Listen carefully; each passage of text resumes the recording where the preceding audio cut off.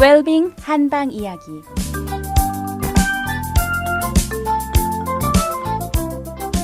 안녕하세요. 달빛 아니온 원장 김동영입니다. 동양의학에서는 인간이 병에 드는 원인으로 외부에서의 원인으로 생기는 것과 내부에서의 원인으로 생기는 것으로 나누어 고찰한다고 말씀을 드렸습니다. 외부에서의 원인으로는요, 주로 자연의 계절 변화에 우리가 잘 적응을 하지 못해서 생기는 것으로 보았죠. 반대로 내적으로는요, 주로 우리의 마음, 즉 감정에 의해서 병이 생긴다는 것입니다. 한의학에서는요, 우리의 감정을 7가지로 나누고 있는데요. 기쁨, 분노, 우울, 생각, 슬픔, 공포, 놀람, 이렇게 7가지를 들고 있습니다. 사실 이런 감정에서요, 인간이 완전히 자유롭다면 이는 성인이라 할 수 있겠죠. 반대로 이런 감정이 전혀 없다면 또 인간이라고 할 수도 없겠죠. 이런 정신적인 요인들이 어떻게 병을 일으킨다고 생각이 되십니까? 서양의학에서는요, 일체의 정신작용이 뇌의 작용이라고 그렇게 이해되고 있죠. 그러나 동양의학에서는요, 정신작용 자체가 감정을 포함해서 모든 인간의 의식의 작용이 오장육부에 의해서 일어나는 것으로 되어 있습니다. 여기서 동양의학과 서양의학은 큰 차이점을 느끼게 되는데요. 이와 같은 면에서 양의학은 큰 갭을 갖게 되죠. 서양의학은 인간의 정신작용을 두뇌에만 한정시키기 때문에 많은 정신적인 현상으로 인해 생기는 질병들을 치료하거나 접근할 수 있는 이론적 패러다임을 전혀 갖추지 못한 상황이기 때문에 해결할 방법이 없는 것이죠.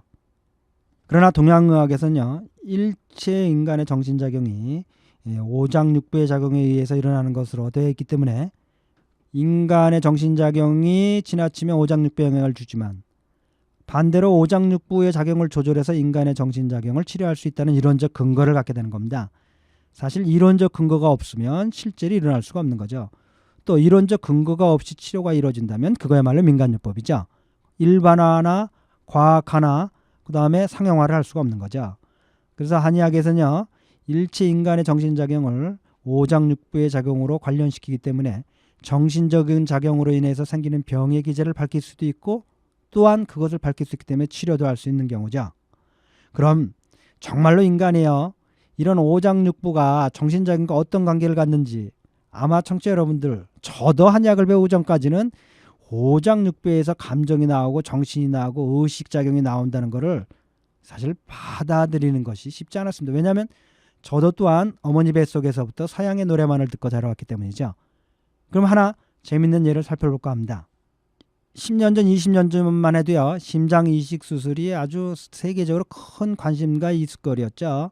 그러나 지금은 보편화되어 있고요. 그뿐만 아니라 모든 장기 이식 수술이 별 큰 토픽을 차지하지 않은 채 광범위하게 또는 다양하게 이루어지고 있습니다. 그런데 유럽에서요, 어려서부터 수년에 들어와서 평생을 수년으로 보낸 분이 나이 들어 심장병이 걸렸습니다. 심장 수술 이외에는 방법이 없어가지고 심장 이식 수술을 받게 되었습니다. 그래서 이식 수술을 받은 후에 이분이 건강을 회복하고 다시 본래의 수녀라는 업무에 종사를 하게 됐는데요. 근데 이 수술을 받고 난 이후에 몸에 변화가 생긴 겁니다. 어떤 거냐면 음악만 나오면 본인의 의식과 의지와 관계없이 몸이 흔들면서 춤을 추게 되는 겁니다. 근데 이게 억제할 수 있는 것도 아니고요. 그런데 문제는요, 이분이 어떤 장르의 춤도 출 뿐만 아니라 그 춤이 굉장히 고급이고 굉장히 잘 춘다는 겁니다. 근데 이분은 평생 어려서부터 수련해서 자랐기 때문에요, 이런 춤을 배운다는 건 생각조차 할 수 없었던 사람이죠. 그런데 이 춤이라는 게 보통 일이 아니죠. 이분의 춤은 디스코에서부터 시작해서 왈츠에 이르기까지 어려운 고난도의 춤에 이르기까지 모든 종류의 춤을 다양하게 추면서 아주 잘 추게 되는 겁니다. 보통 사람들도 이러한 몸의 변화가 일어났다면 참 견디기 힘들 텐데요. 적응하기 힘들고요. 이분은 본래의 업무가 수녀라고 하는 성스러운 업무였습니다. 근데 시도 때도 없이 음악에 맞춰서 몸이 흔들어지기 때문에요, 참 이 어려운 상황에 봉착하게 됐습니다. 그래서 이분이 아무리 생각해봐도 자기가 이런 변화를 이해할 수가 없는 겁니다. 또한 평생 춤을 배워본 적도 없고요. 그래서 결국은 스스로 생각할 이게 심장 이식과 관계가 되지 않았는가 생각해가지고요.